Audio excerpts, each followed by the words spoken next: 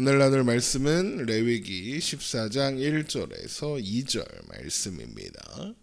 레위기 14장 1절에서 2절 말씀 우리 함께 보겠습니다. 레위기 14장 1절에서 2절 말씀 우리 한 목소리로 읽겠습니다. 여호와께서 모세에게 말씀하여 이르시되 나병 환자가 정결하게 되는 날의 규례는 이러하니 곧 그 사람을 제사장에게로 데려갈 것이요. 아멘. 오늘 말씀은 나병에서 나은 환자를 정결하게 하는 날의 규례가 기록되어 있습니다. 나병 환자는 그 병이 나으면 제사장에게로 데리고 가야 하는데 나병 환자는 정결하게 되기까지 진영 안으로 들어올 수 없으므로 제사장이 진영 밖으로 나가서 진찰해야 합니다. 레위기 14장 1절부터 봅니다.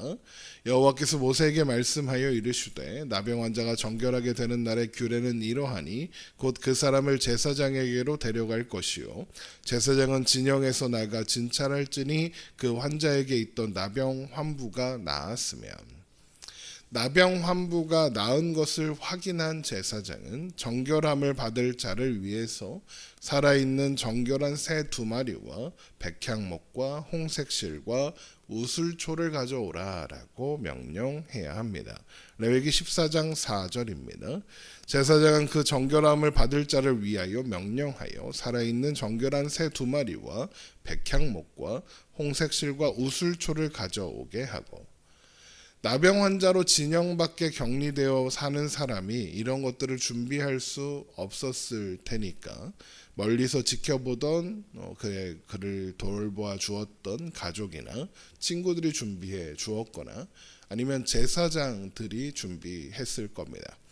필요한 것들이 그렇게 준비되었다면 제사장은 먼저 새 2마리 중 1마리를 흐르는 물 위 질그릇 안에서 잡습니다. 레위기 14장 5절입니다. 제사장은 또 명령하여 그 새 하나는 흐르는 물 위 질그릇 안에서 잡게 하고 이것은 흐르는 물을 질그릇에 담아 넣고 흐르는 물에 질그릇을 담아 놓고 그릇 안에서 새를 잡아서 새의 피가 질그릇에 담긴 물과 섞이게 하는 그런 행동입니다. 여기에서 흐르는 이라고 번역된 히브리어 하임이라는 단어는 살아있다라는 의미입니다.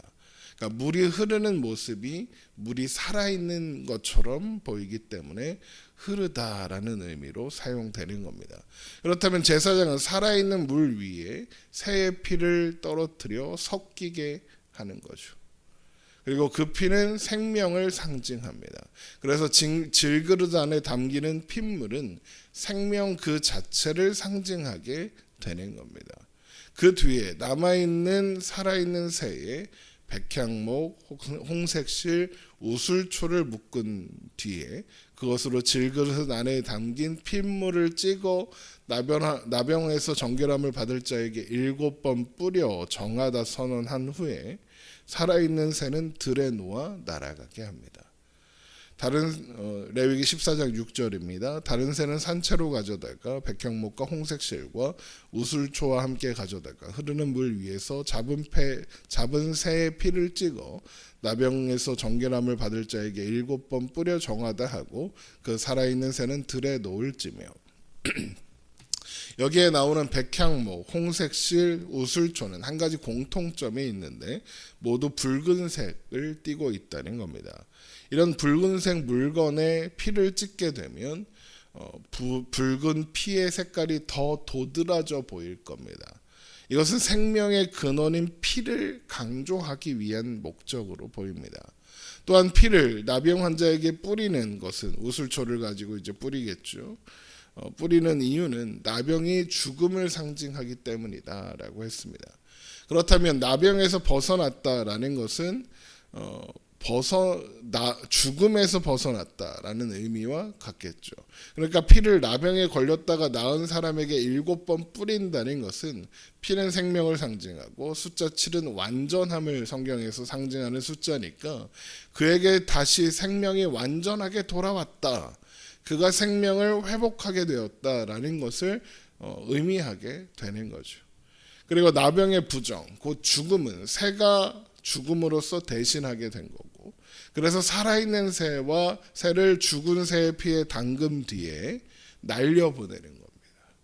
죽은 새의 피를 묻히고 날아가는 그 새는 죽은 새에게 전가된 나병의 부정을 가지고 멀리 날아가게 되는 것이고, 이것은 나병에 걸렸던 사람과 공동체로부터 나병의 부정을 멀리 보낸다라는 상징이 되는 겁니다.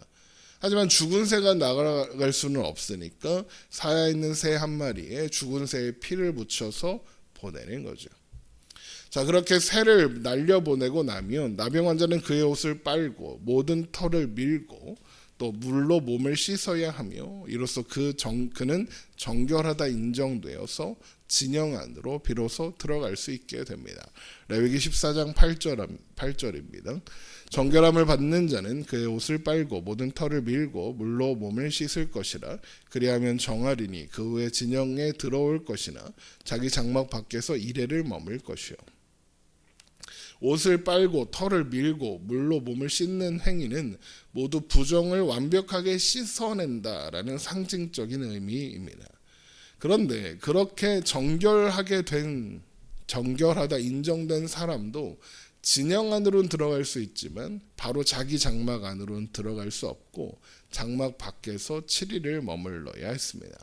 이것은 아들을 낳은 산모와 또 유출병 환자, 또 그 시체에 접촉하여 부정해진 자가 정결을 위해 기다려야 했던 7일의 기간과 동일한 겁니다. 이 경우에는 출산한 산모가 부정 기간에서 벗어나는 시간과 관계가 있는 것으로 보입니다. 출산을 통해서 새로운 생명이 태어나듯 나병 환자는 나병에서 벗어남으로써 새로운 생명을 얻게 되었으니까요. 그래서 그렇게 연결이 되는 것처럼 보이죠. 그러나 그는 아직 자신의 장막으로 들어갈 수는 없습니다. 나병은 죽음을 상징하고 죽음은 하나님의 부재를 상징하죠. 진영 밖으로 나가서 살았던 것 또한 하나님 임재 밖에 있는 것, 하나님의 부재를 의미한다고 했었고요. 그래서 나병에서 회복된 자가 먼저 회복해야 하는 것은 진영 안으로 들어가 하나님의 언약 백성이라는 위치를 회복하는 것입니다. 하나님의 언약 백성이라는 신분을 회복한 후에 그때서야 그 후에 그런 성소를 통해서 하나님 앞에 나아갈 수 있을 테니까요. 그래서 7일의 정결의 기간 또한 필요한 겁니다. 그래서 7일째 날이 되면 그는 7일 전 밀었던 전신의 털을 다시 한번 밀고 옷을 빨고 물에 몸을 씻음으로써 성소에 나갈 준비를 하는 겁니다. 레위기 14장 9절입니다. 일곱째 날에 그는 모든 털을 밀되 머리털과 수염과 눈썹을 다 밀고 그의 옷을 빨고 몸을 물에 씻을 것이라. 그리하면 정하리라. 그리고 진영 안으로 들어온 지 8일째 되는 날, 그는 흠없는 어린 순양 2마리와 1년 된 흠없는 어린 암양 1마리, 고운 가루 10분의 3 에바에 기름 섞은 소재물과 기름 1록을 가지고 성소로 나아갑니다. 레위기 14장 10절입니다. 여덟째 날에는 그는 흠없는 어린 순양 2마리와 1년 된 흠없는 어린 암양 1마리와 또 고운 가루 10분의 3 에바에 기름 섞은 소재물과 기름 1록을 취할 것이요. 여기에 1에바가 약 22리터 정도 되니까 10분의 3 에바는 약 7리터 정도 되고 기름 1록은 0.3리터 300ml 정도 됩니다. 나병 환자가 진영으로 들어온 지 8일째 진행되는 제의 또한 7일 기간의 부정기간과 마찬가지로 아기가 태어난 지 제8일 만에 행해지는 할례 예식과 그 의미가 연결되어 있습니다. 그는 새로운 생명을 얻고 새로이 태어난 존재로 취급받고 있는 거죠. 그렇게 나병에서 나은 환자가 제물들과 기름을 가지고 성소로 나아오면 제사장은 그 물건들을 회막 여호와 앞에 두고 어린 순양 1마리를 기름 1록과 함께 속건제로 드리되 하나님 앞에 흔들어 드리는 요제로 드립니다. 레위기 14장 11절입니다. 정결하게 하는 제사장은 정결함을 받을 자와 그 물건들을 회막문 여호와 앞에 두고 어린 순양 1마리를 가져다가 기름 1록과 아울러 속건제로 드리되 여호와 앞에 흔들어 요제를 삼고. 일반적으로 속건제를 드리는 사람은 속건제물과 함께 자신이 범한 잘못에 대한 보상을 드려야 합니다. 그렇다면 어린 순양 한 마리는 속건제물이고 기름 한 녹은 보상적 제물이라고 할 수 있습니다. 제사장이 요제를 그렇게 마치고 나면 어린 순양을 거룩한 장소, 곧 속죄제와 번제물을 잡는 곳에, 속죄제물과 번제물을 잡는 곳에서 잡는데, 이때 속건제물은 제사장에게로 돌리게 됩니다. 레위기 14장 13절입니다. 그 어린 순양은 거룩한 장소, 곧 속죄제와 번제물을 잡는 곳에서 잡을 것이며, 속건제물은 속죄제물과 마찬가지로 제사장에게 돌릴지니 이는 지극히 거룩한 것이니라. 여기에서 어린 순양을 잡는 거룩한 장소는 제단 북쪽을 의미합니다. 레위기 1장 11절에 나와 있죠. 그리고 제단 북쪽은 성소에서 바라보면 제단의 오른쪽, 반대쪽에서 바라보면 제단을 바라보고 서면 제단의 왼쪽이 됩니다.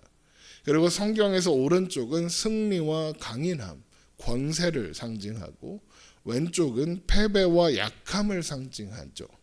그래서 하나님께서 임재하시는 장소인 성소에서 바라보면 제단 북쪽은 제단의 오른쪽이 되어서 하나님의 능력과 권세와 신성을 나타내는 장소가 되고, 제단을 바라보고 선 사람의 입장에서는 번제단 북쪽은 왼쪽이 되어서 인간의 연약함을 고백하고 하나님 앞에 드리는 장소, 그러니까 상한 심령으로 하나님 앞에 서는 성장소가 되는 겁니다.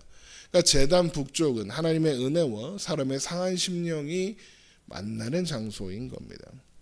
그리고 그곳이 나병에서 회복한 사람이 서는 자리인 겁니다. 나병 환자가 부정한 것은 나병이 죽음을 상징하기 때문이고, 죽음은 하나님의 부재를 의미하기 때문이다 했습니다. 그래서 나병 환자는 옷을 찢고 머리를 풀어 헤치며 입을 가린 채 스스로 부정하다 외치며 진영 밖으로 나가 혼자 살아야 했습니다.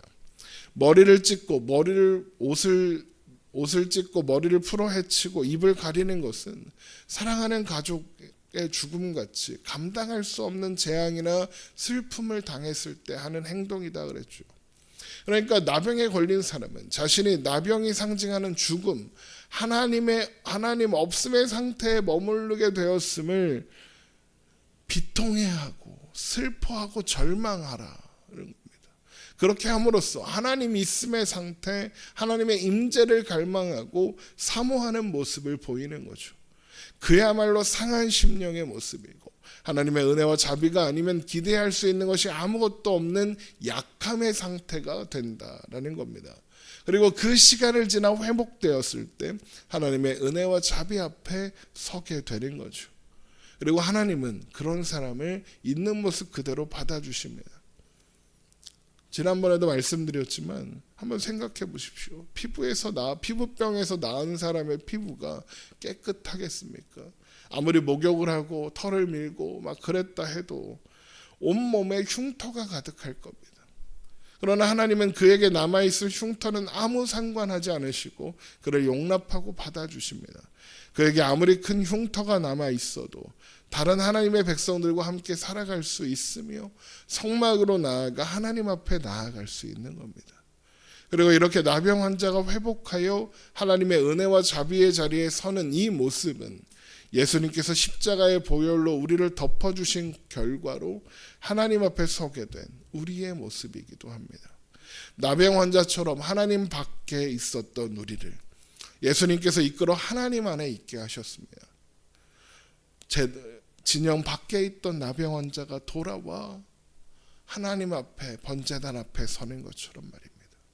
나병 환자를 새 사람으로 인정해 주시는 것처럼 우리들 또한 새 사람으로 인정해 주시는 겁니다. 우리는 그 은혜 안에 있고 그 은혜 앞에 있습니다. 그 은혜로 살아갑니다. 결국 나병 환자가 회복하여 돌아와 하나님 앞에 서는 이 이야기는 바로 우리의 이야기인 것이고, 그래서 우리는 더 이상 이 정결법과 관련된 것들을, 이 나병 환자의 예식을 지키지 않는 겁니다. 예수님께서 그 모든 것이 상징하는 바를 우리 안에 이루셨기 때문이죠. 기도하겠습니다.